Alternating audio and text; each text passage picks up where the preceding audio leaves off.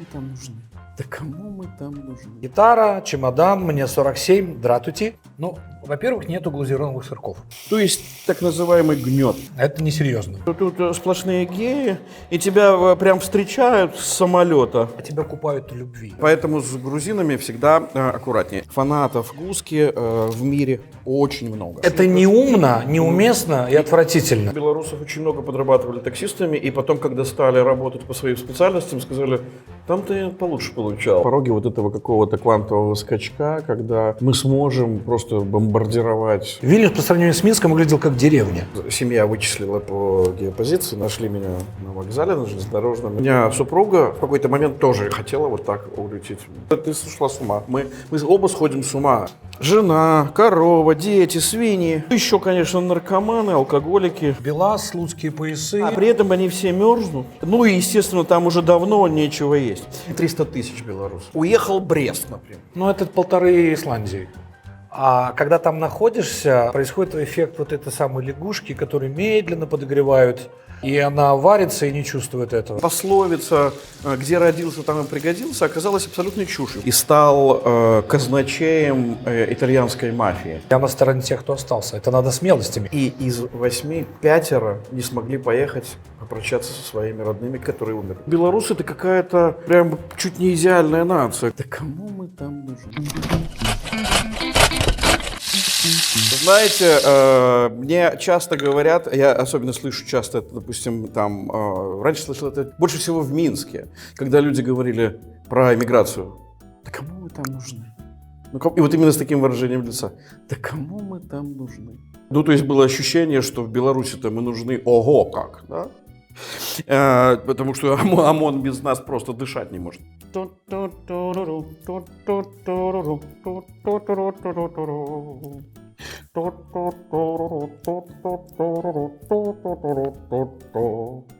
Это курица. Эта курица, к сожалению, она не живая. Но, тем не менее, только такая и подходит для готовки. Запишите себе, вы этого нигде не найдете. Никогда не готовьте живую курицу. Пусть она отдохнет, а я пока вам сделаю то, что я делал всегда для своих детей в ресторанах. Я брал вот так салфетку. Когда они начинали плакать, ну, буквально там, когда было чуть за 20, и складывал салфеточку вот так, у вас будет план сверху, будет видно, да? Дальше мы делаем вот так, смотрите внимательно. Смотрите внимательно. Вот так. Дальше мы скручиваем с двух сторон вот так.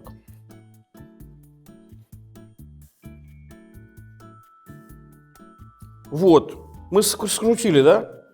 И теперь мы делаем вот так, складываем пополам и делаем вот так.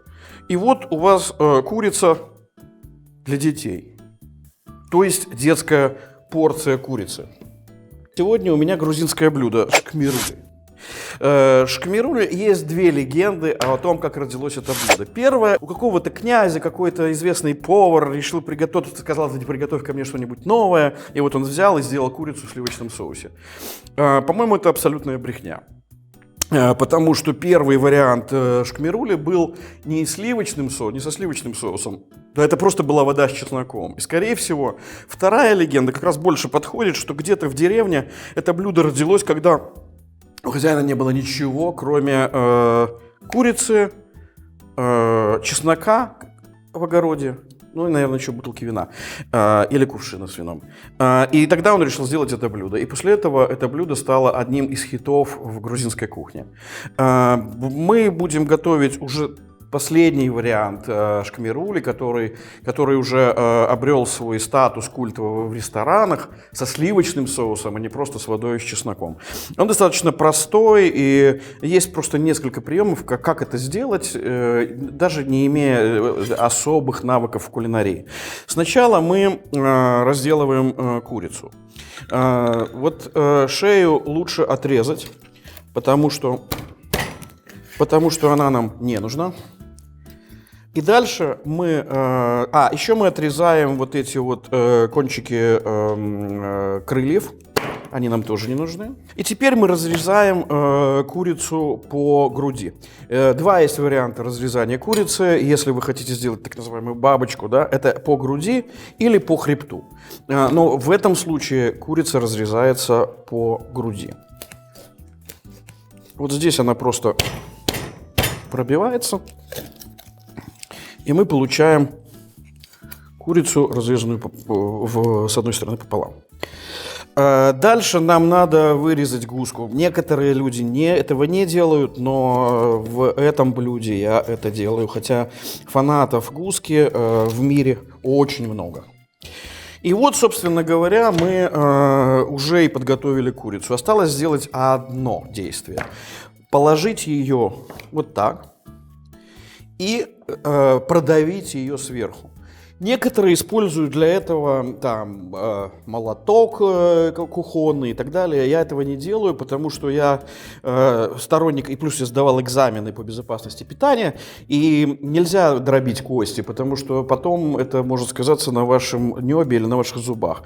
Поэтому мы просто раскладываем вот так курицу и слегка продавливаем. Слышите, как она хрустит? Мы раздавливаем ее суставы, и она после этого может лежать вот так плоско на сковороде. Теперь она у нас готова.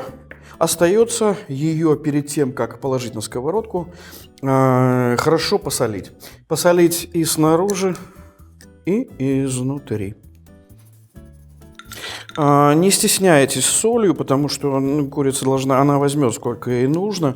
Пересолить у вас ее не получится. Можете слегка, если она у вас слишком сухая, вы можете слегка сбрызнуть ее растительным маслом. Используйте растительное масло, не используйте здесь оливковое. Я чаще всего использую оливковое почти во всех блюдах, но вот здесь уместно растительное масло. Когда вы покупаете курицу, нужно понимать природу той птицы, которую вы покупаете. Это не так сложно. Если в идеале лучше покупать это в деревне или на рынке. Объясню почему. Например, в Англии, где мне довелось жить, очень щепетильны в отношении нормативов. И их кормят определенным кормом. Там есть, куры делятся на тех, которые откормлены кукурузой, те, которые откормлены там, в определенных форматах. Но в Беларуси нормативов практически нет. И поэтому, например, курица может, вдруг вы можете получить от курицы внезапную аллергию, как моя приятельница получила однажды. Она вдруг ела курицу и поняла, что у нее аллергия на курицу. А потом выяснилось, что у нее нет на курицу аллергии, а у нее аллергия на рыбу. Но от курицы она получала аллергию из-за того, что в белорусскую курицу добавляли в корм постную рыбную муку. Что запрещено по всем нормативам, потому что человек не ожидает, что он получит аллергию там, где ее быть не может. И вот когда вы покупаете, лучше брать, например, деревенских кур, они получаются и повкуснее, и поздоровее.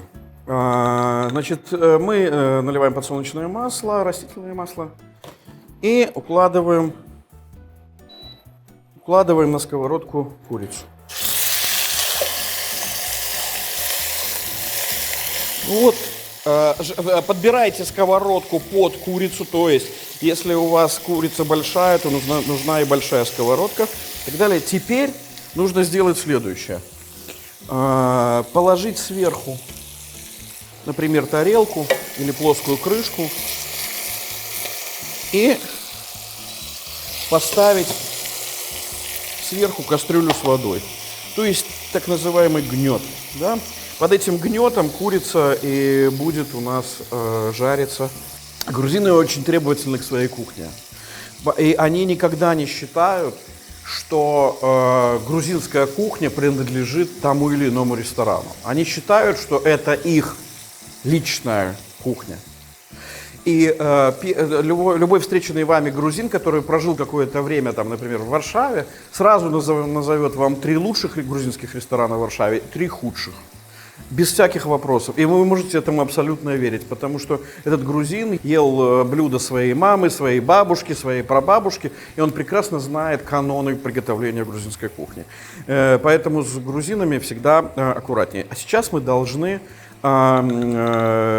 прожарить с одной стороны 15 минут курицу, а потом перевернуть ее, посмотреть, как она готова с этой стороны, перевернуть ее на другую сторону и пожарить еще 15 минут. Начинаем подготовку к соусу. Когда у нас как раз дожаривается курица, сначала я засыпаю чеснок, разрезаю каждую головку пополам и выкладываю в ступку. Это принципиальное решение, не давить чеснок в чеснокодавке, давить его в ступке, потому что немножко другое выделение вот этих эфирные масла, прочее, и вот та консистенция чеснока, которая не хочется, чтобы он превращался в такой порошок, как бы, или в такую кашу. Хочется, чтобы он раздавился и был такой естественный для того, чтобы в соусе он был таким естественным, что называется. Вообще-то соус этот готовится на основе сливок. В сливки добавляется паприка 2 видов. И зелень – это петрушка и укроп. Это мы закончили. Теперь режем укроп, режем петрушку. Я могу назвать разных людей из сферы там, не только искусства,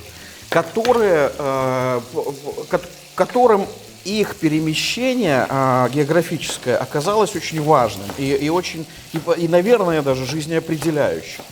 Например, у меня есть давний друг, с которым мне посчастливилось быть дружным. Это Михаил Барышников. Михаил Барышников – это мировая звезда с балета, и это безоговорочный авторитет в мире танца мирового. Так вот, когда мы однажды сидели, и я сказал ему: ну слушай, ведь у тебя была успешная жизнь и по советским временам. У тебя были там квартиры в Питере, в центре, появилась бы со временем квартира в Москве, машина и так далее. То есть все это у тебя было и могло быть. Но ты по какой-то причине ты решил бежать. Ты же не был диссидентом. Он сказал: нет, я никогда не был диссидентом. Ну, тебя не устраивала жизнь в Совке? Он говорит: да нет, я по сравнению со всеми остальными жил достаточно комфортно. Говорю: так что же тебя все-таки заставило принять это решение и в последний день гастролей в Торонто бежать и переехать в Америку? Он говорит: я в какой-то момент для себя осознал, что я никогда не смогу заниматься современной хореографией.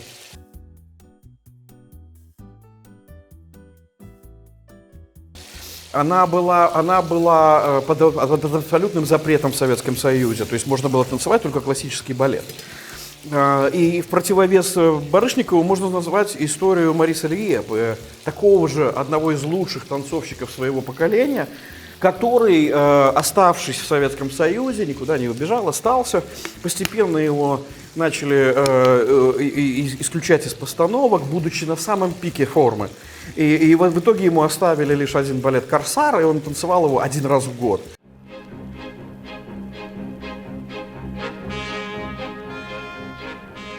И он решил уйти из жизни и использовал для этого наркотики. То есть, понимая, что он не сможет никогда прервать свою жизнь вот просто так, и он уходил через растущее потребление наркотиков. Но позитивный опыт здесь важнее. Например, есть такая женщина, ее зовут Соня Фридман. Она выходит из Минска. 2 сестры Фридман, которых родители вывезли в Великобританию. Соня Фридман является одним из 2 самых успешных в мире театральных продюсеров. Она и Кэмерон Макинтош год за годом, меняясь, выигрывают титул лучших театральных продюсеров Бродвея и Вест-Энда. Парадоксально, но вот эта пословица «где родился, там и пригодился» оказалась абсолютной чушью, потому что получилось так, что мы оказались все в других странах, и сейчас мы прославляем не только Беларусь, но и другие страны, в других странах. Ну а у себя дома мы оказались не нужны, более того, под угрозой посадки на огромное количество времени в тюрьму. И поэтому вот сейчас я бы хотел снять вот эту кастрюлю и достать все-таки курицу. Продолжать готовить соус к этой курице мы должны в той же жидкости, которая выделилась из курицы вместе с маслом и которая здесь прожаривалась. На этой базе мы и будем готовить соус. Я все думаю, кого мне напомнила эта курица? И вот я вспомнил. Эта курица напомнила мне Мейер Лански. Знаете, кто такой Мейер Лански? Мейер Лански – это выходец из Минска. Он приехал из Беларуси в Америку и стал казначеем итальянской мафии. И он был вообще-то не Ланский, не Мейер, но в итоге вот это Мейер Ланский, казначей всех этих великих гангстеров 20-х годов. Да, так вот эта курица мне напомнила о нем. Я выливаю сюда сливки.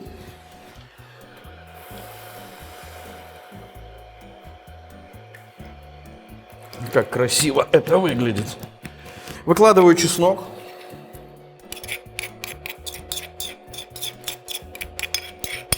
Белорусы, они как вот этот чеснок, они в культурный ландшафт любой страны добавляют свою историю, свою изюминку. Это мы, когда театр только начал существовать, мы издали два издания, выдержала книга, которая называлась «Один из нас». Теперь я добавляю туда соль. Эта книга рассказывала о выходцах из Беларуси, которые прославили другие страны. Добавляю паприку, красный перец. Если послушать белорусские власти, то вроде как нас, кроме ЛГБТ-сообщества, в Европе-то никто и не ждет. Что тут сплошные геи, и тебя прям встречают с самолета и прямо пользуют прямо в аэропорту. Ну, еще, конечно, наркоманы, алкоголики. При этом они все мерзнут. Ну и, естественно, там уже давно нечего есть. Температура должна быть невысокой. Сливки должны начинать прогреваться очень медленно. Тогда они постепенно загустеют. Туда же мы добавляем зелень. Стереотипы, с помощью которых власть нас учит, что происходит в мире, да, они нас ведь учат, они убивают наше критическое мышление и убивают нашу любознательность. Немного укропа я оставлю для украшения. Белорусы нужны везде, но они нужны. Вот мы разделываем курицу. Но они нужны инновационные, мыслящие и современные. Ну и, естественно, открытые миру, каким же им быть еще. Мы не позволяем себе думать так, что мы кому-то нужны за границей, потому что когда начнешь так думать, ты захочешь что-то поменять в своей жизни, а мы, обросшие стереотипами, нашими связями дома, друзьями, родными, жена, корова, дети, свиньи. Ну вот, собственно, у нас и готово. Я выкладываю в соус курицу.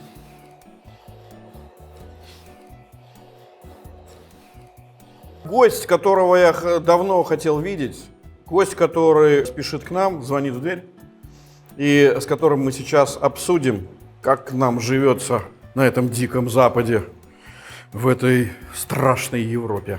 Володя Пугач. Мне даже не надо говорить, кто он, потому что вы все это прекрасно знаете.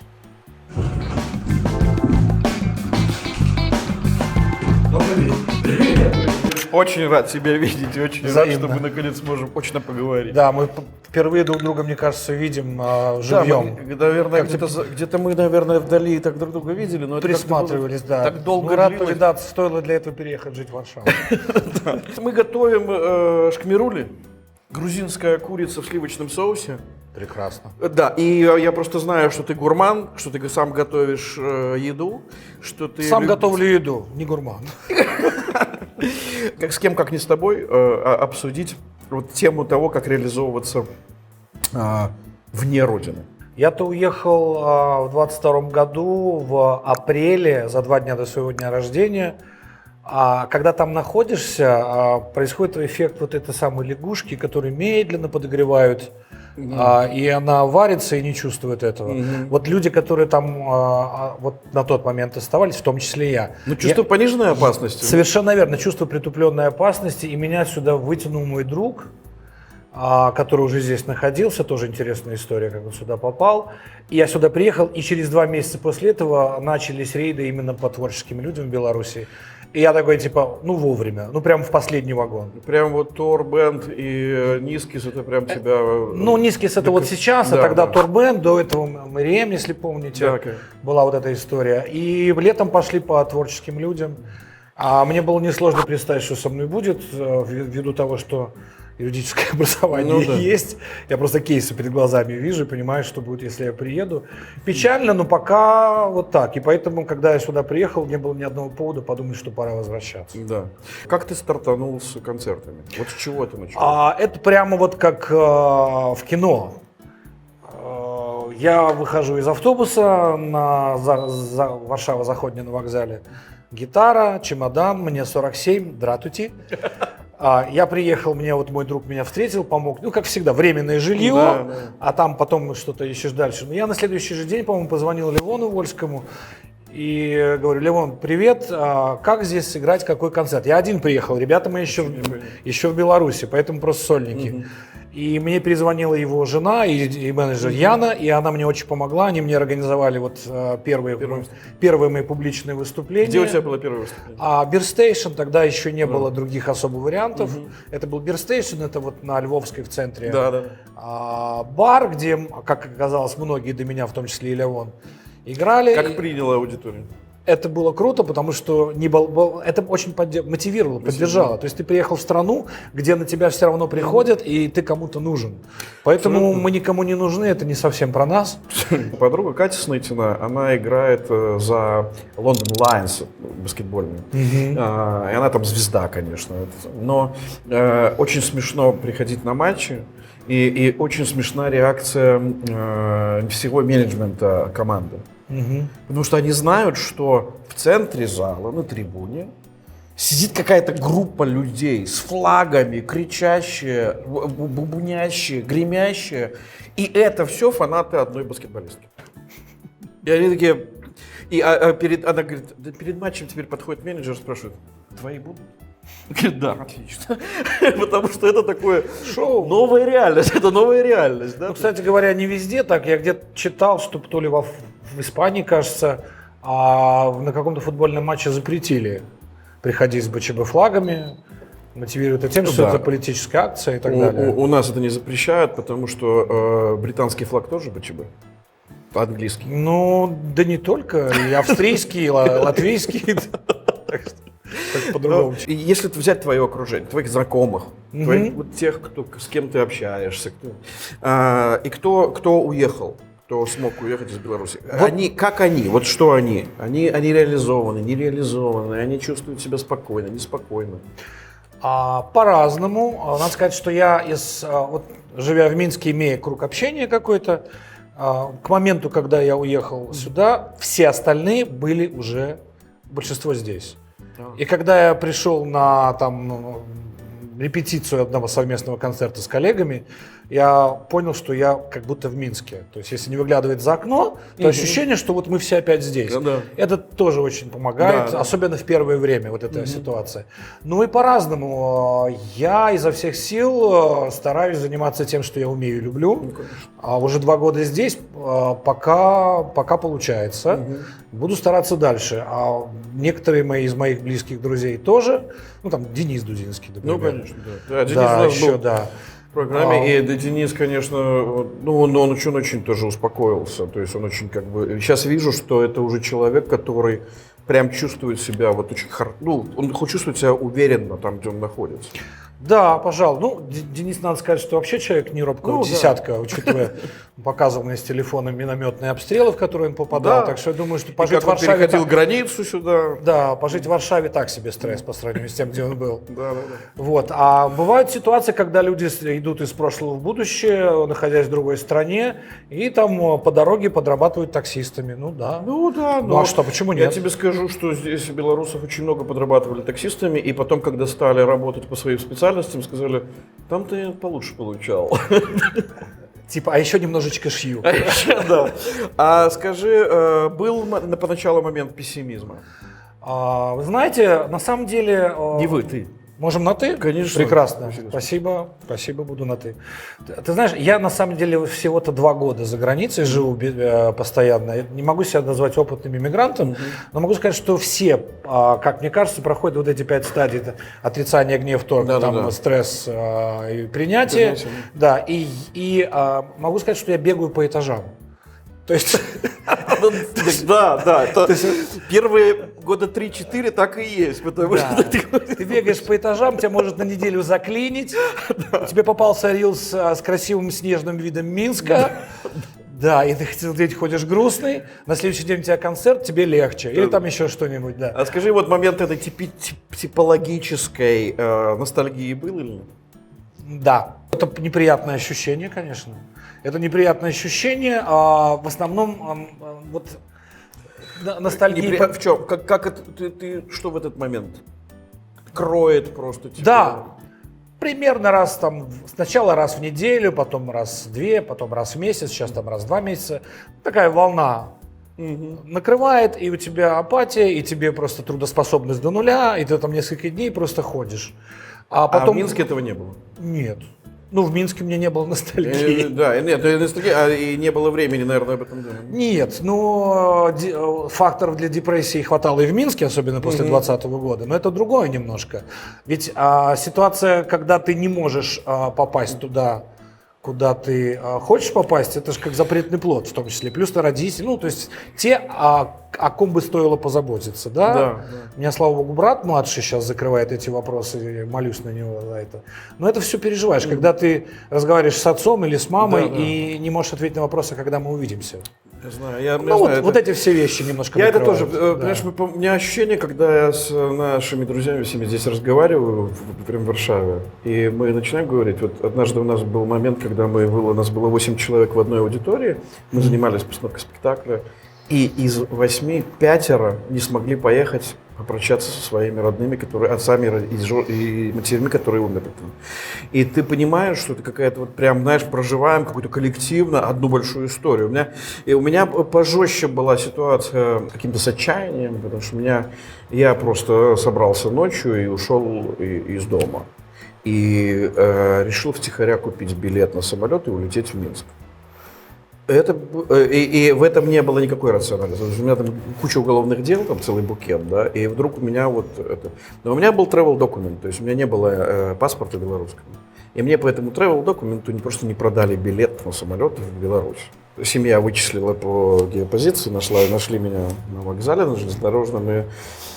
Но это было вот прям ты не знаешь какой-то... Это не то, чтобы там слабость или отчаяние, или это знаешь, какой-то вид клаустрофобии. Почему я не могу попасть туда, куда я хочу попасть? Ну да. Очень странное ощущение. И вот, а потом вдруг точно так же у меня супруга в какой-то момент тоже хотела вот так улететь. А я уже это прожил, я говорю, ты сошла с ума. Мы оба сходим с ума. Это было для нее, она хотела это делать в августе 2020 года. Поскольку я внутри был, 16 августа, вот это огромное, самое большое собрание на стеле, когда мурашки по коже, и когда вот это ощущение адреналина, оно позитивно сыграло, мне кажется, на рождение нации, я вот придерживаюсь этой концепции. А с другой стороны, немножко, как всегда с адреналином, болевые ощущения и ощущения опасности притупились, конечно. Да, и многие стали жертвой вот именно этого. В какой-то исторической перспективе все равно это позитивный опыт и движение вперед. Потому что до 2020 года нация жила параллельно с государством своей жизнью, в том числе и я, кстати. У меня ощущение, вот ты подтвердишь или нет, что вот эти особенно 18 18, 19, 20 годы это было вообще по две, вот, не, вообще. Да, потому что выборы 15 года были травоядные. А потом пошли какие-то фестивали. Никому не... Да. А потом бум, хорики в Беларуси, общепита, бары открываются, рестораны. Да. Прекрасно, там бармены стоят с какими-то дипломами лондонскими. Да, и вот это все, и ты живешь в стране, которая... А потом, у меня когда-то дочка училась в Вильнюсе в университете, я и наезжал много в Вильнюс. Так вот, к 2020 году Вильнюс по сравнению с Минском выглядел как деревня. По уровню всего, да. И в 2020 году все это потихонечку начали в асфальт. Разговаривали вчера с одним польским очень большим чиновником политическим, мы говорим, оцениваем приблизительно сколько, он говорит, по моим прикидкам 300 тысяч белорусов. Да, пожалуй. Так это же получается, что уехал Брест, например. Или Гомель, да. Гомель больше. Нет, Гомель больше. Да. Вот Брест, Витебск, Брест такой уехал. Это 1,5 Исландии.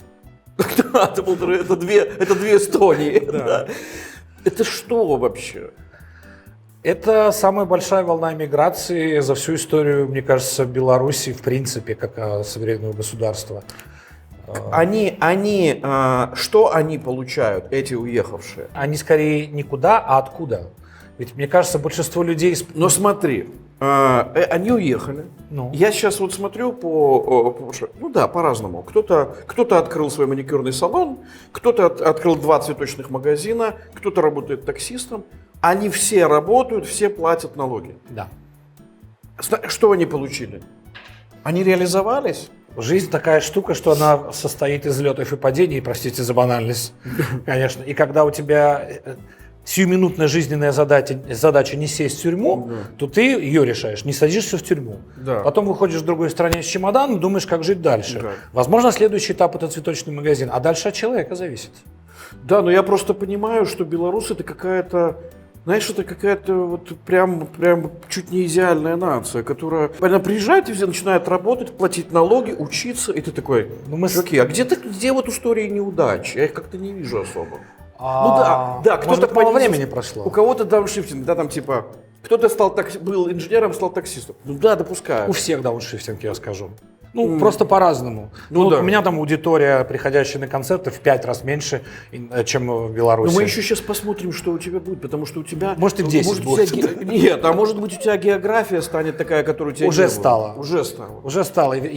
Когда мы жили и работали в Минске, мне никогда в голову не приходило съездить там, не знаю, куда-нибудь в Брюссель, сыграть концерт для небольшой диаспоры. Потому что зачем тратить на это время, если я здесь соберу такой зал, здесь такой зал, такой. А сейчас я вынужден это делать. Я получаю огромный кайф от того, что я вижу соотечественников в Вене, в Берлине, в Мюнхене, в Дюссельдорфе там и так далее. И я с людьми, в основном люди, которые не 20-го года волны, а раньше уже живут. А в основном ехали пассионарии. Абсолютно. А ведь чем белорусская миграция отличается от украинской, на мой взгляд? В Украине от войны бежали все. Да. И официантка, и профессор. Да. В Беларуси она более селективна. Да, абсолютно. И сюда поехали те, кто в основном созидает, кто придумывает, кто умеет. Я бы все-таки не принижал тех, кто остался в Беларуси, потому что ни в коем случае что просто это попытка там спрятаться.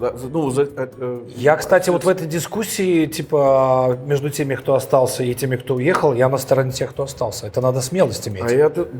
Не то слово. Но я на самом деле очень хочу, чтобы мы все-таки, знаешь, не вот эту границу никогда не проводили, потому что это так. Это отвратительно. Это вообще ни про что. Это неумно, неуместно и отвратительно. И не перспективно. Когда вот эти ребята, приятельствовали, и приятельства низкие, когда попали в эту ситуацию, писали, что вы там сидели? Елки-палки, белорус живет в Белоруссии, надо объяснять почему. Так, нет, это смешно. Это бред какой-то, да.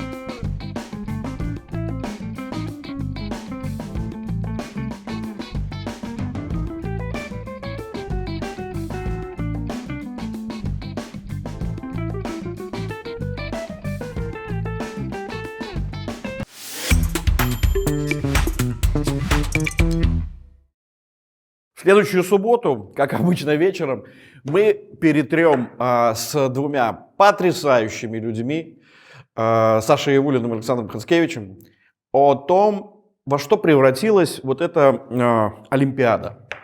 То, что мы раньше любили, то, от чего мы испытывали такую нервную дрожь, слезы, сопли, плач, веселье. А теперь это все стало совершенно неактуально, потому что Олимпиада превратилась в какой-то политический шабаш, и на самом деле ни о каких спортивных достижениях уже говорить в принципе и не хочется. Это будет разговор с двумя людьми, имеющими непосредственное отношение к спорту. У тебя Короткевич из любимых писателей? Иногда думаю, что «Колосы под серпом твоим», вот почему Ежи Гофман снимает «Огнем и мечом», а вот нельзя снять по Короткевичу, что ли? Так мы об этом сейчас и думаем. Это потрясающе. Это потому что если брать вот 3 произведения «Черный замок», «По охоту», то это, собственно говоря, все, что соответствует современному миру. То есть нуар и так далее. То есть, кстати, да, и «Охота» точно. Угу. Вы увидели, какой был фурор на опере, когда премьера вышла, и ты видишь, как реализовываются белорусы на мировом уровне, которые там, собственно, не работали. Ну, то есть вот дирижер, там Виталик Алексеенок, который сейчас в Дюссельдорфе главный дирижер, 30 лет стал главным дирижером Дюссельдорфского театра, вообще невероятно. Или там Ходанович, подгайская композитор.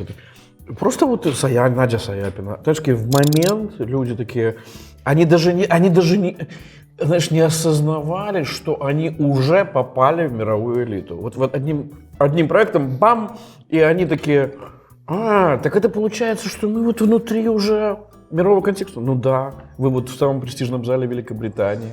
Вот это, честно говоря, очень радует такие вещи. Ты знаешь, если упрощать, это как Белаз, Слуцкие поясы, и вот, то есть какие-то вещи, которые концентрированно ассоциируются с культурой и страной. Да. Когда команда из страны делает постановку по произведению белоруса на белорусской мове. Да, это потрясающе. Это за реализацию белорусов в мире. Да, пусть она идет такими же темпами. Да, как шанс. Как курица? Не успел сказать. Очень, очень круто. И соус, я, кстати, с белым соусом курицу не готовил никогда. В основном, знаешь, тоже грузинские всякие штуки, там с помидорами, с грецкими орехами толчеными. Такие больше шашлычного история. Да, а вот это я больше с пастой, но оказывается, что прекрасно. Обязательно повторю, попробую, по крайней мере. Рецепт тебе пришлю. Спасибо. Как ты здесь с, условно, белорусской кулинарией скучаешь или нет? Во-первых, нету глазированных сырков. Это несерьезно. Есть. Есть, да? Это у украинцев, небось, в магазине. Я расскажу, где. Во-вторых, редко где подают сырники на завтрак в кафе. Белорусы делают, но это надо ехать специально в какое-то место, где ты знаешь. Да. А вообще у них сырников нет, как выяснилось. Есть сырник, это другое. Сырник, это другая история. Это как бы почти чизкейк. Да. Ну и потом, если хочешь реально пельмени, а не пироги, для меня это разные совершенно вещи. Конечно, разные. То надо идти к украинцам в ресторан. Я нашел для себя несколько, где потрясающие борщи, а тоже, кстати, нюанс. Кто только приехал в Польшу, не берите в ресторанах то, что называется барщ. Да, борщик, да. Если это не украинский ресторан, это другое совсем блюдо, да. А вот украинцы прекрасно готовят, и тут есть такое. И Бургер Лаб наш открылся. Вот я в Минске любил, и здесь тоже, на Плац Конституции. Потрясающие ребята готовят. В Карму заходишь, нет? Один раз в жизни был. Я впитал впечатление и живу пока на них. Больше туда не ходил. Вот. Есть же ребята открыли сцену хмельную, еще у нас здесь вот заведение тоже на Новом Свете. Да, вообще на самом деле я смотрю, что уже от поляков мы слышали, что белорусы и украинцы, особенно белорусы, поднимают уровень сервиса. Очевидно, я просто как потребитель этого сервиса заметил, что да, то есть у поляков он ниже. Да. В среднем по отрасли так у них повелось. А приехали, очень, кстати, много белорусов, перевезли прямо кафе, бары с таким же названием, рестораны. Как ты рефлексируешь на тему самореализации здесь? Да, конечно. И что у тебя, какие заключения, к чему ты приходишь? Я прихожу к тому, я себе придумал формулу, довольно пафосно звучит, что надо делать то, что ты умеешь, во что ты веришь, пока есть деньги на еду. Пока есть что? Пока есть деньги на еду. Да, кстати, это правда. Когда уже в Лондоне жили, и у нас была проблема всегда с жильем, потому что оно дорогое, а ты приезжаешь же никто, ну, в смысле, ты приезжаешь кто, но ни с чем. То есть у тебя нету никакой там подушки безопасности, бла-бла-бла. Ну и тут еще и никто, потому что все равно, ну, типа, ты живешь. Кстати, в группе-то моей в этом году 25 лет. Да, к слову сказать. И, ну, типа, работал, нарабатывал, да, какой-то капитал свой, да, Да. там, непосредственный, материальный, нематериальный. Потом ты переезжаешь в страну, у тебя его нет. Ты как обнуляешься, начинаешь сначала. У нас была другая немножко история, потому что мы приезжали уже кем-то, потому что мы как раз нас лучше знали в мире, чем дома. Ну, потому что много я-то работал на аудиторию белорусскую, да, абсолютно. российскую и Ну, украинскую понятно, в основном, да. ну, Прибалтика чуть еще, да. Ведь как получилось? Российская с украинской отвалились по понятным причинам, а за год до этого Беларусь закрылась. То есть, ну, надо же, да, работать. Очень жалею, что у меня не получается играть концерты в Беларуси. Мне же до сих пор пишут в соцсетях. Есть люди, которые пишут: Владимир, а когда следующий концерт у вас уже в Минске? Ну, я пишу здесь, да, вот новый альбом мы готовим, пишем. Когда у тебя он выйдет? Я надеюсь, что как раз осенью 25-летия к нему и издадим. Вот сейчас осенью? Да, осенью 25 лет. Запомните, осенью 25 лет и выйдет альбом Джейн Морс и Володи Пугача. А у нас в следующем году 20-летие. И мы тоже готовим. Да мы старше. Тут, как показывает жизнь, дело не в возрасте, да. У нас больше опыта миграции. О, да. Это правда, да. Совершенно ошибочно считать, что в Беларуси люди ушли в внутреннюю миграцию, закупорились и боятся. Нет, конечно, боятся, но боятся, да, как только дашь им повод, они сразу поднимают голову. Абсолютно. И на самом деле вот это вот, мне кажется, что сейчас именно артисты должны стирать вот эту грань. Уехал, не уехал. Потому что она абсурдна изначально. И вот у меня ощущение, что я говорю, что мы как бы на пороге вот этого какого-то квантового скачка, когда мы сможем просто бомбардировать культурой как бы извне своей аудитории внутри. Да, вот и очень важный момент оставаться как бы культурным сообществом. Да. Ведь всегда же есть риск раствориться в культуре совершенно гостеприимной Польши. Да, это тоже происходит. Нельзя сбрасывать со счетов, что этот процесс тоже есть. Но вот, например, я завязан на белорусской культуре, на белорусском зрителе, со мной это произойдет в последнюю очередь, скорее всего. И поэтому, вот, что называется, твои слова бы да богу в уши. Создать такой мета-Беларусь, онлайн-Беларусь, которая могла бы постоянно общаться с людьми, которые остались, и давать им понять, что мы тут, и мы ждем, и мы с вами, и мы не разные, мы одинаковые. Да, абсолютно. Мы такие же, да. Ты работаешь меньше, чем в Минске. Конечно, значительно меньше, чем в Минске, но работаю. Вот. И плюс еще в том, как мы вот сидели, разговаривали с друзьями, важно понять, что мы живем не в Польше, а в Европе. Абсолютно. Потому что ты сегодня здесь, завтра в Берлине, послезавтра в Праге. То есть, грубо говоря, у меня с одной стороны аудитория меньше, а с другой дорожка к диаспорам довольно протоптанная уже. Мне очень нравится, это безумно интересно, это совершенно другая публика. Сколько ты в Америке дал концертов? 6. Это вот первый твой тур в Америку, и ты 6 концертов в Лупе. Да. И планирую еще, вот, может быть, получится в этом году. Потому что белорусы увидели, у нас есть свой продукт, у нас есть своя точка, и это мировая площадка. И хочется быть свидетелем. Вот, участником. А точно так же, как это. Джей Морс приехал в Америку. Или там Володя Пугач. Или там НРМ приехал в Америку. Да? Я не могу не быть. Это наша музыка. Вот. И так примерно они к этому относятся. Причем для них это вот как будто тебе привезли там баночку с воздухом. Да? Из Беларуси, вот эта вот вся история. Что это для тебя? Вкус счастья? Слушай, ну так с лету не скажешь, вот у меня висит фотография дочки. Я могу принести фотографию дочки и показать. Да, но у тебя... Я понимаю, что это нечестно. Нет, фотография дочки, но это слишком очевидно, наверное. Какой вкус тебе напоминает о дочке, вот так скажем? Овсянка. Я каждое утро ей готовил в школу овсянку. Она любила, чтобы именно я готовил. Она знает, я там использовал крупные зерна, там все. Пожалуй, овсянка. Для меня овсянка – это воспоминание про то, как она ходила в школу, вот эти времена, когда мы еще не знали, к чему мы все приплывем. Да, вот утренняя, дымящаяся на молочке овсяночка. Как она адаптировала? Она уникальный случай. Она сначала нашла работу здесь, потом села, я говорю, со своим парнем, с телевизором и с кошкой, и прямо заехала в уже заранее снятую квартиру. То есть вот такой стерильный случай. Вот тебе и зумеры, понимаешь? Это не то, что мы тут, со своими страданиями. Очень много работает, прямо на износ, но и много путешествуют они. Они много путешествуют, и тогда я еду и живу с их кошкой.